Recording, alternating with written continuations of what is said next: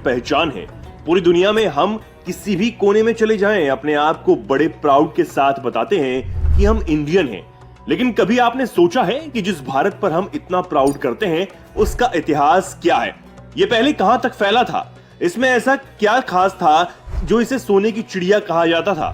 जो इंडिया आज दुनिया में 5वीं सबसे बड़ी इकोनॉमी है, जो टेक्नोलॉजी के मामले में काफी मॉडर्न है, जो भारत वैदिक काल से निकलकर आज ऐसे आधुनिक भारत में पहुंचा है जहां आज हर किसी के हाथ में मोबाइल से लेकर ट्रेन तक हर तरह की सुविधा मौजूद है, जिससे पल भर में वो छोटे से छोटा और बड़े से बड़ा काम कर सकता है। लेकिन सोचकर देखिए कि अगर ये सारी सुविधाएं हमें कुछ पल के लिए ना मिले तो क्या होगा? हम बेचैन हो जाएंगे, हमें घुटन होने लगेगी और लाचार महसूस करने लगेंगे। लेकिन सोचिए 1000 साल पहले जब ये सारी सुविधाएं नहीं थी, उस समय लोग कैसे जीते थे, किस तरह रहते होंगे? आज से 1000 साल पहले का भारत कैसा रहा होगा? कैसे लोग अपने रोजमर्रा की जिंदगी में आने वाली चुनौतियों से निपटते रहे होंगे? उस समय का भारत आज के भारत से कितना अलग होगा? तो दोस्तों, आज हम इन्हीं सब सवालों का जवाब तलाशने की कोशिश करेंगे और आपको ले चलेंगे 1000 साल पहले के भारत में। दोस्तों, आज जब हम भारत को देखते हैं तो हमें लगता जरूर है कि भारत एरिया के मामले में काफी बड़ा देश है, लेकिन 1000 साल पहले का भारत इससे भी कई गुना ज्यादा बड़ा था। बीते 1000 साल में भारत ने विभाजन के कई दर्द सहे हैं, जिसके चलते भारत के कई बड़े बड़े क्षेत्र अलग हो गए और आज अपनी एक अलग देश की पहचान बनाकर दुनिया के सामने है। लेकिन 1000 साल पहले ऐसा नहीं था। उस दौर में भारत का मतलब सिर्फ भारत नहीं था, बल्कि पाकिस्तान, ईरान, अफगानिस्तान, म्यांमार और Bangladesh, Nepal, Tibet, Bhutan, Indonesia, Cambodia, Vietnam, Maldives, Malaysia, Java, Sumatra जैसे कई और छोटे छोटे क्षेत्रफल वाले देश शामिल थे। ये सभी मिलकर एक भारत को बनाते थे। हालांकि सभी इलाकों के राजा अलग थे, लेकिन सभी भारत जनपद के ही कहलाते थे। तो दोस्तों, अगर आप भी इस गलतफहमी में जी रहे हैं कि भारत सिर्फ कश्मीर से कन्याकुमारी तक ही है, तो अफसोस कि आप गलत हैं। अगर हम इतिहास को देखें तो पाएंगे कि सम्राट अशोक के समय तक का भारत अखंड था, लेकिन जैसे जैसे बाहरी शासक भारत पर आक्रमण करते गए, वैसे वैसे भारत टुकड़ों में बंटता गया। पहले मुगलों ने भारत को लूटा और फिर रही सही कसर अंग्रेजों ने आकर पूरी कर दी। सोने की चिड़िया कहलाने वाले भारत सिर्फ चिड़िया बनकर रह गया। अगर ऐसा नहीं होता तो भारत का आज एक अलग ही लेवल होता और दुनिया के सामने उसका अलग ही भौकाल होता। अब अगर एरिया की बात हो रही है तो पॉपुलेशन की बात भी कर ही लेते हैं। दोस्तों, भारत एरिया में तो बहुत बड़ा है, लेकिन इसकी पॉपुलेशन लगभग 3 से 4 करोड़ के आसपास ही थी, जो कि उस वक्त की लिहाज से एक बड़ी पॉपुलेशन मानी जाती थी, क्योंकि 1000 साल पहले भारत, चीन और यूरोप की आबादी सबसे ज्यादा थी। अगर उस समय के रहन सहन को देखें तो उस वक्त के लोगों का रहने और जीने का तरीका बहुत नॉर्मल था।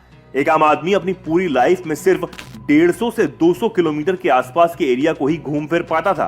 इसकी मेन वजह थी उस दौर में कहीं आने जाने के लिए सिर्फ घोड़ा या बैलगाड़ी ही थे।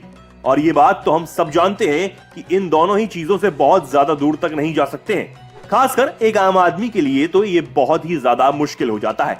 इसकी दूसरी वजह थी जरूरत। जैसे कि प्राचीन भारत में लोगों के रोजगार का मुख्य जरिया खेती हुआ करती थी और खेती के लिए सभी जरूरी चीजें अपने आसपास ही मिल जाया करती थी।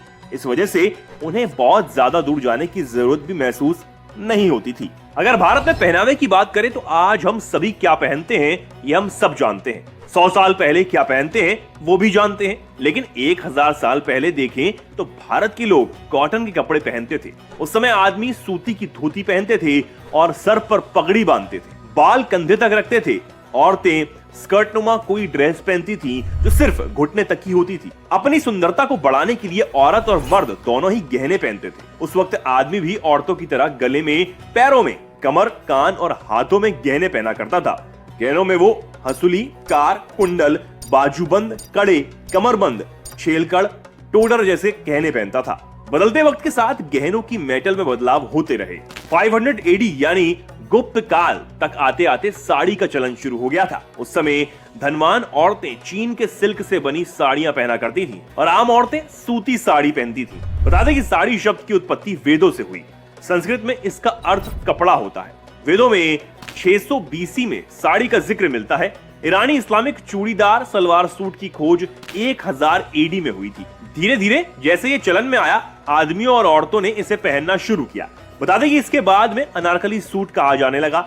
आज के भारत में इसे काफी पसंद किया गया, खासतौर पर उत्तर भारत में। इसके साथ औरतें खूब सारे गहने पहनती थी, जिससे मालूम होता था कि ये औरतें ऊंचे घराने की हैं।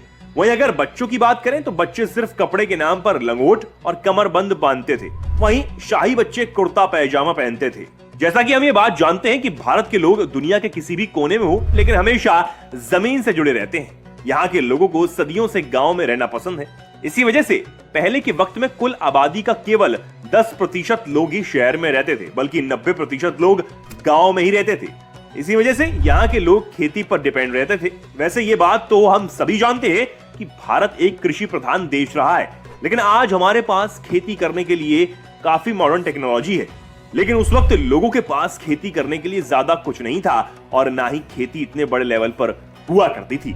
उस समय लोग उतना ही अनाज उगाते थे जितनी उन्हें जरूरत होती थी, लेकिन खेती के लिए हर गांव में पानी की व्यवस्था होती थी। जिन गांवों में तालाब बने हुए थे वहां पर तो ऐसी कोई समस्या नहीं थी, पर ऐसे गांव जहां तालाब नहीं थे वहां तालाब खुदवाए जाते थे ताकि बरसात का पानी उसमें इकट्ठा हो और किसान को खेती के लिए कोई दिक्कत का सामना ना करना पड़े। पहले के वक्त में हर गांव अपने आप में बहुत ही खास हुआ करता था। उस जमाने में शायद ही कोई ऐसा गांव रहा हो जहां पर कोई मंदिर ना हो। गांव में एक आम मंदिर होने के साथ साथ कुलदेवी का भी मंदिर हुआ करता था, जिसके बारे में लोगों का मानना होता था कि गांव की कुलदेवी गांव की रक्षा करती हैं, इसलिए कोई भी शुभ काम करने से पहले वो लोग उस मंदिर पर पूजा किया करते थे। इसके अलावा लोग जानवर भी पालते थे, इसके बिना खेती को अधूरा समझा जाता था। बाजार की बात करें तो 1000 साल पहले भी बाजार हुआ करते थे, लेकिन वो बाजार आज की तरह इतने मॉडर्न नहीं होते थे।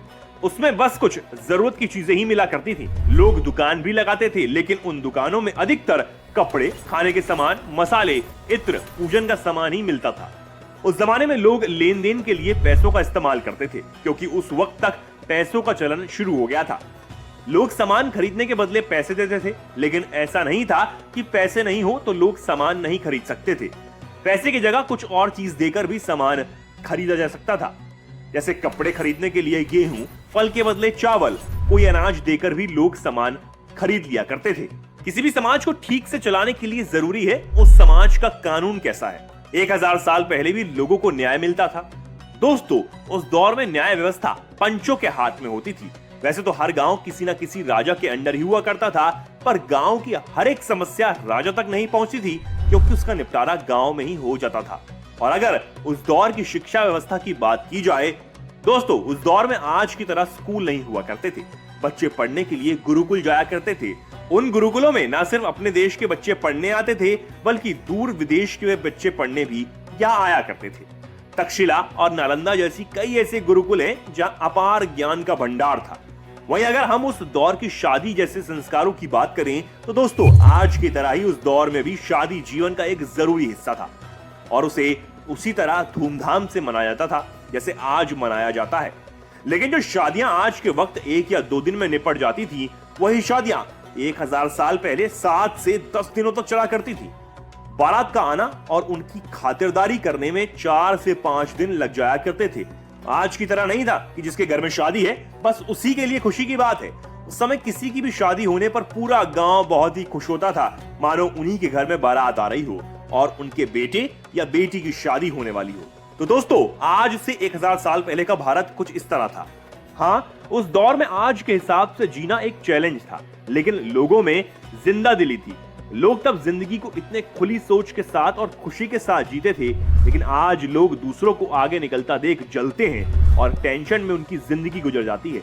दोस्तों, आपकी नजर में 1000 साल पहले का भारत और आज के भारत में कौन सा ज्यादा अच्छा भारत है, और क्या आप उस दौर में फिर से जीना चाहेंगे? हमें कमेंट करके जरूर बताइए। Thank you.